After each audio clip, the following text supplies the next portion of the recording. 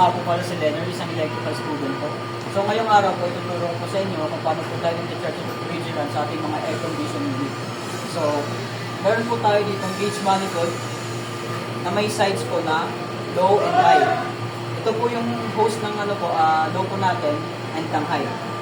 Bali ito pong hose ng ating low side po, ilalagay po natin ito sa ating suction line, and yung high side naman po is sa liquid line. So note lang po, yung mga air conditioning unit po natin pala is hindi po siya like ganito po, na dalawang port. In this case po kasi dalawang port po yung available, kaya ilalagay po natin yung dalawang sides po ng hose po natin. So pag isa lang naman po kung ano po yung available po na hose, is yun lang po yung gagamitin natin. So meron din po tayo ditong tinatawag po natin center port na nilalagay naman po natin sa ating cylinder. Yung cylinder po natin is nag-carry po siya ng refrigerant na R22. May pressure din po siya na vapor and liquid.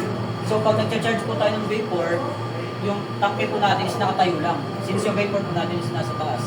And kung mag-charge naman po tayo ng liquid, babalik ka rin na po natin yung ating tangke. Gagawin po natin yung liquid dapat nasa taas.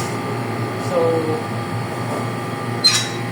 and also po, pag nagkakanta na po tayo ng charging po sa ating vapor po, kailangan po nakabukas po sa gauge manifold po natin yung low side po. Since yung low side po natin is vapor, kailangan po nakasara po yung ating high side para wala po siyang interruption. Ganun din naman po sa ating liquid. Nakabaliktad po, kailangan po nakabukas yung high side natin, nakasara po yung low side po natin. Iwas po sa interruption. So, yun lang po.